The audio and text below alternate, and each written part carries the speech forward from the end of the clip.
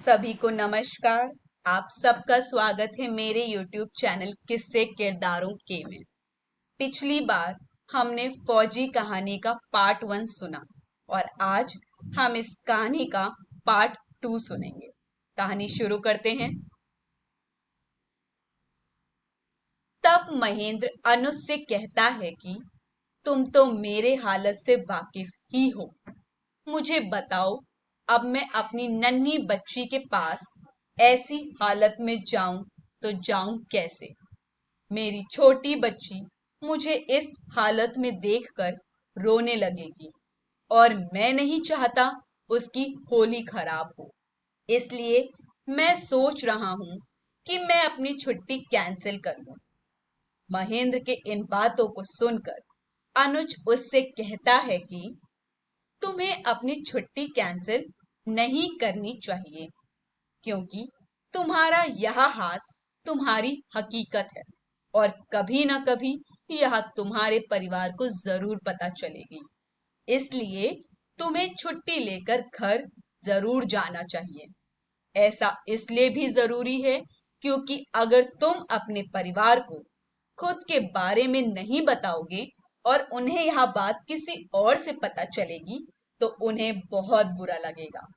अनुज महेंद्र को यह भी कहता है कि महेंद्र घर जाने पर तुम्हारा परिवार तुम्हें इस हालत में देखकर रोएगा, परेशान होगा, लेकिन तुम्हें संयम रखते हुए उन्हें हौसला देना है। अनुज की इन बातों को सुनकर महेंद्र घर जाने के लिए मान जाता है। महेंद्र अनुज को उसका फैसला बढ़ाने के लिए और इस मुश्किल घड़ी में उसका साथ देने के लिए उसे शुक्रिया कहकर उसी शाम को ट्रेन पकड़कर अपने घर के लिए निकल जाता है। ट्रेन के पूरे सफर के दौरान उसके मन में बस यही बात चल रही होती है कि उसके परिवार वाले उसकी हालत को देखकर क्या प्रतिक्रिया देंगे। यह सोच सोचकर महेंद्र को बहुत चिंता होती है, लेकिन वह किसी तरह स्टेशन से अपने घर जाता है और घर जाकर घर के दरवाजे को खटखटाता है और आवाज देते हुए कहता है कि राधिका, मैं आ गया हूं, आकर दरवाजा खोलो। अपने पिता की आवाज को सुनते ही राधिका दौड़ते हुए दरवाजे के पास आती है और दरवाजा खोलती है। राधिका की माँ भी उसके साथ ही आती हैं। महेंद्र एक हाथ से अपना सूटकेस उठाए हुए होता है और अपने कटे हुए हाथ को अपने पीठ के पीछे छुपा लेता है।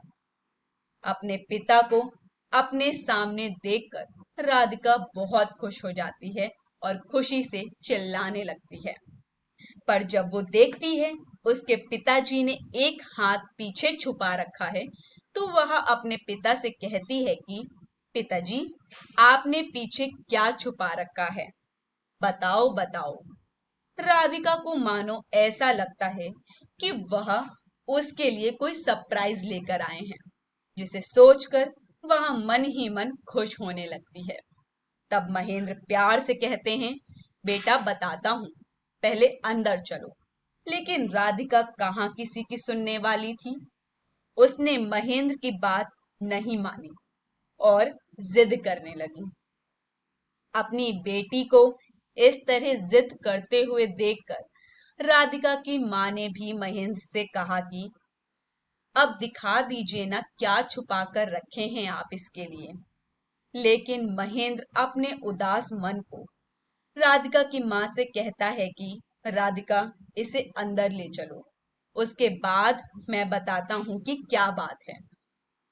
महेंद्र की बात को सुनकर राधिका की माँ राधिका को समझाते हुए कहती है कि बेटा, तुम्हारे पिताजी काफी लंबा सफर तय करके आए हैं, इसकी वजह से बहुत थक गए हैं। अपने पिता को अंदर आने दो और थोड़ा आराम करने दो। उसके बाद तुम खुद देख लेना कि वह तुम्हारे लिए क्या लाए हैं। महेंद्र, राधिका और उसकी माँ तीनों ही घर के अंदर चले जाते हैं। घर के अंदर आने के बाद महेंद्र राधिका को कहता है कि बेटा आप थोड़ी देर के लिए अपने कमरे में जाओ, मुझे आपकी माँ से कुछ जरूरी बात करनी है। अपने पिता की बात सुनकर राधिका एक अच्छे बच्चे की तरह अपने कमरे में चली जाती है। अब महेंद्र राधिका की माँ से कहता है कि मैंने तुम्हें राधिका से अलग इसलिए बात करने के लिए बुलाया है ताकि तुम मेरी परेशानी को समझ सको, क्योंकि मेरी परेशानी को जानने के बाद अगर तुम ही परेशान होकर रोने लगोगी तो राधिका को कौन समझाएगा। महेंद्र की इन बातों को सुनकर राधिका की माँ घबरा जाती है और पूछती है कि क्या हुआ, आप इतने परेशान क्यों हैं? आप अपनी परेशानी मुझे बताइए।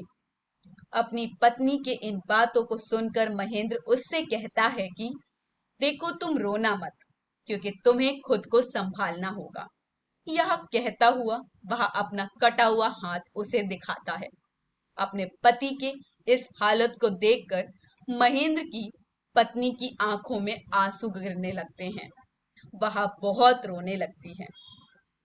महेंद्र कहता है देखो, अगर तुम ऐसे रोगी तो राधिका को कौन समझाएगा, कौन उसे संभालेगा। फिर महेंद्र अपनी इस दुर्घटना की पूरी जानकारी अपनी पत्नी के साथ साझा करता है। कुछ देर बाद उसकी पत्नी शांत होती है और उसे एहसास होता है कि अब रोने से कुछ नहीं होगा। महेंद्र अपनी पत्नी से कहता है कि हमें यह बात राधिका को प्यार से समझानी होगी कि यही अब हकीकत है और हमें इस बात का दुख मनाए बिना इसे स्वीकार करना होगा। अपनी पत्नी को समझाने के बाद महेंद्र अपनी बेटी राधिका को अंदर बुलाता है। महेंद्र राधिका को वह सारे गिफ्ट देते हैं जो वह उसके लिए लेकर आए थे। इसमें राधिका के पसंदीदा खिलौने भी थे और वह उन खिलौनों से खेलने लगती है।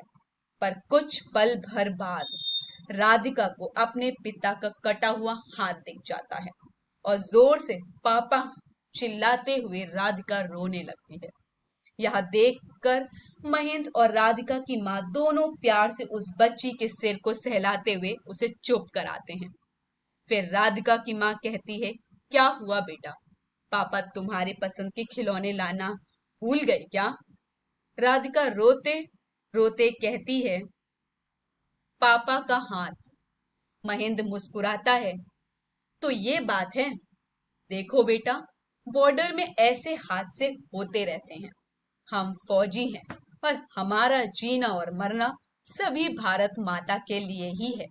हमें यहाँ तक नहीं पता होता कि हम अगले पल कहाँ रहेंगे, क्या हम अपने परिवार के पास जिंदा लौटेंगे या नहीं। हमें पूरी निष्ठा के साथ अपने कर्तव्य को निभाना होता है। हमारे परिवार और तीज त्योहारों से ज्यादा जरूरी देश की सुरक्षा करना है और देश के ऊपर तो हम मर मिटने के लिए तैयार हैं। तुम एक बहादुर लड़की हो और तुम्हें परेशानियों को देखकर घबराना नहीं चाहिए, बल्कि उसका सामना करना चाहिए। अब जो बीत गया है उस पर ध्यान देकर हम आने वाले सुख को क्यों खराब करें। जीवन में सुख का आना जाना लगा रहता है, पर इंसान को विपत्ति के समय घबराना बिल्कुल नहीं चाहिए। महेंद्र के इन शब्दों को सुनकर राधिका चुप हो जाती है और कहती है पापा, मैं भी आपकी तरह देश की सेवा करूंगी और बॉर्डर पर जाऊंगी। यह सुनकर महेंद्र कहते हैं बेटा, मुझे गर्व है कि मैं तुम्हारी जैसी बहादुर लड़की का पिता हूँ। कहानी आपको कैसी लगी इसके लिए हमें कमेंट जरूर करिएगा। वीडियो को ज्यादा से ज्यादा लाइक शेयर और सब्सक्राइब करिए। सभी को नमस्कार।